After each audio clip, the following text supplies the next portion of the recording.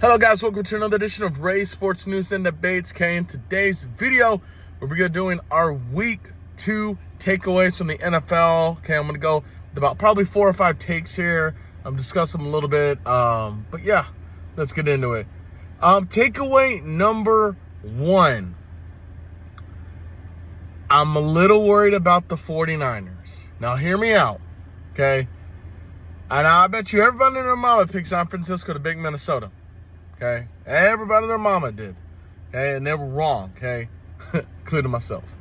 But I knew they were going to look differently without McCaffrey. So I was like, oh, okay, Mason's decent. He's not McCaffrey, but hey, he's a good decent back, right? Okay, but it's different. It's not Christian McCaffrey. So they lost CMC for at least another 3 weeks. Okay, Debo is going to be out at least another 2 weeks. So without both of them, it's just Ayuk and Kittle, and I think you can kind of bottle that up. And I'm a little worried about San Francisco. When the Avengers are healthy, they're almost unbeatable. Okay, but, this happens every season. A couple of people get dinged up. And, is it too early to be concerned? Probably, because they'll be full Avengers mode probably in about 4 weeks. Okay, but it is concerning that they're getting all these injuries at the same time. But is Purdy the guy to kind of get them through it? We'll find out in the next couple of weeks. Okay, takeaway number 2, a little bit more on the sad end. I think Tua needs to retire. That's just my personal opinion. I think he's an average to potentially a little above average quarterback. Okay. But he's had 3 concussions since 2022. He's had 4 concussions over the last 5 years. At some point, you gotta choose your health over football. Okay. And yes, he just signed that super big deal. And, I'm not sure how all that works. But if I'm Tua, his wife, I'm his kids, I'm his family members, I'm sitting down with Tua and be like, hey man, I know you want to do this, but it might be time, for you to just kind of hang it up, or at least take a break, take a year off, maybe 2 years, because the NFL just got through with the big lawsuit about CTE. So let's just I would protect Tua from himself because the players are always going to want to play. Okay, I'm not saying the NFL needs to take actions, but everyone around him needs to be like, hey, let's just call it a career. Now if he comes back and he balls, hey, all the power to him. At that stage in my life, if I'm having that many concussions in such a short span, I just hang it up. That's just me. But, I can't speak for Tua. I'm not going to tell Tua what to do. I'm just going to show my recommendation of I think he kind of needs to retire in order for, to better his health long term rather than short term. But yeah, that's my take on Tua. Take number 3. What the flip is going on with the AFC North right now? You have 2 teams that everyone was predicting to make the Super Bowl this year. Both 0-2. Both have lost to the Chiefs, yes, but both have lost to really questionable opponents. The Ravens losing to the Raiders absolutely boggles my mind. But hey, if there's one thing that, is more common than peanut butter and jelly sandwiches, it's the Baltimore Ravens blowing a 10-point lead. Yeah, I said what I said. But yeah, Baltimore has got to find a way to close these leads. It's like, what was the point of signing Derrick Henry if you're not going to use him for those fourth quarter touches? He's had 3 rushing attempts over the past, two games. Derrick Henry. Now, if you had any other back, that was like, a scrub or not Derrick Henry, okay, I get it. That's why. But it's Derrick flipping Henry. Why are we not giving him the ball? Now, I'm pretty sure that's why you let Dobbins go, okay?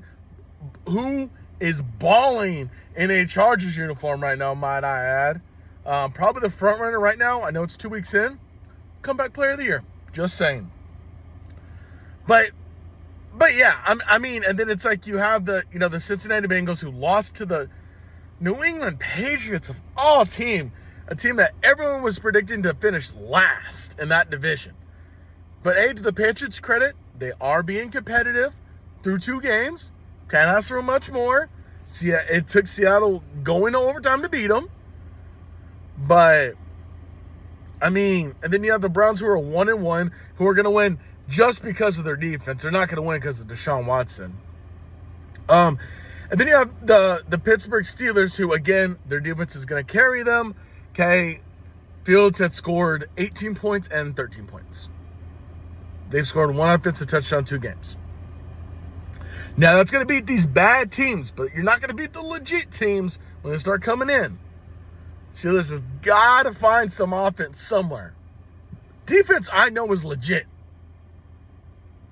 But, I don't know what is going on with the AFC North right now. My 4th takeaway. I'm the Eagles. I'm moving on from Nick Sirianni. And I don't want to, I'm not advocating anybody losing their job or, anything like that. But what's that play call on 3rd and 5? Right? Like what is that? What are we doing? You're telling me you don't trust Saquon to get you, I'm not saying he gets the first down. But, man, the play development is going to take, 4 to 5 seconds, okay, which the pass play took. But it's like, run the ball, run the clock down. They have no timeouts. They can't stop it. Why am I going to give Kirk Cousins a minute and a half to drive down the field when I could have given him, 45, 50 seconds? Now, they went down the field in a minute anyway, but that's beside the point. Their mindset would have completely changed, okay, with 45 seconds compared to a minute and a half. That's just a dumb play call, okay? And yes, Saquon could have caught the ball. Absolutely not going to deny that. But why put your team in that situation? Why not just run the ball? If he gets the first down, the game's over. If not, you're running the clock down anyway, so what are we doing? And with the collapse last year, and I mean, the Eagles are 2-9 over the last 11 games. Let's be real. Let's be honest. They've won 2 games. That's terrible. That's absolutely fucking terrible. Okay? And Sirianni has had all these chances and, everything like that. I just think the Eagles need to move on from Sirianni. If not, I'm not all for coaches being fired, during the season. But, man, he throws up another stink or two. I think you got to look at moving on at that point. For sure at the end of the season. And take number 5. I knew there was going to be problems with Dallas.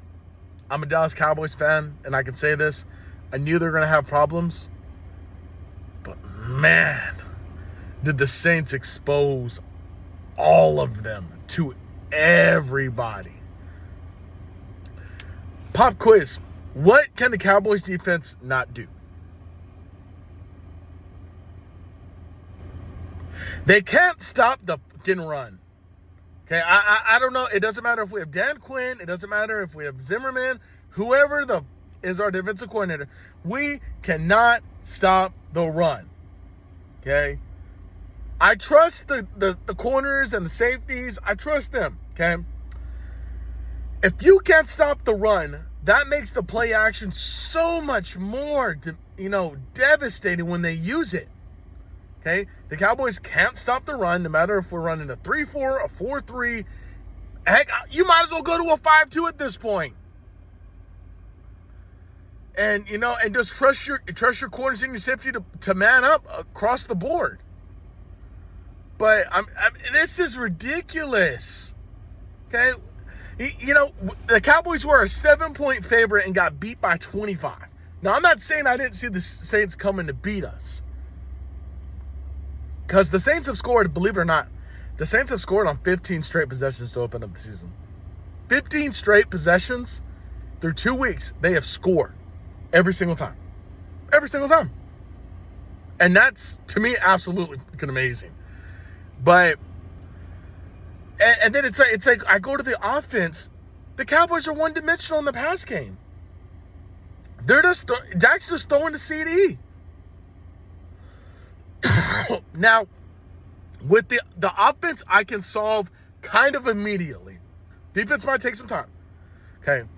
If I'm the offense, okay, and there's a chance I can go out and trade for Adam Thielen or, trade possibly for T. Higgins, trade for, Noah Brown, one of these other kind of, number 2 guys really, I guess Adam Thielen would kind of be the number 1-ish, but he doesn't get looks. But no, I'm trying to trade for those guys. And if Noah Brown, I don't believe he's on the roster. I would have to look. But we got to sign somebody, because what they're doing now is they're just doubling CD, okay, and they're basically taking them away. So we need somebody else who can come in and get catches. And I think you have a guy that Adam Thielen, who's in his 30s, yes, but I still feel he can ball. He can take a little bit of the pressure off CD, and it gives him, Cooks, more, one-on-one looks to where, we can get CD the ball, great. But if we can't, we got Brandon Cooks, we got Thielen, or, Noah Brown, or Michael Thomas, or, Jake Ferguson as that third option.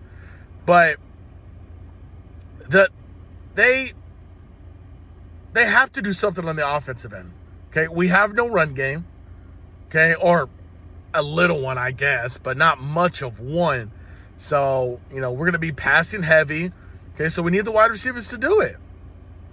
And the defense, I think it's just scheme. I don't think it's personnel. But teams are just going to run the ball on us, okay, and then they're going to box in one CD, make them almost it's hard to throw the ball when you got 2 people on you.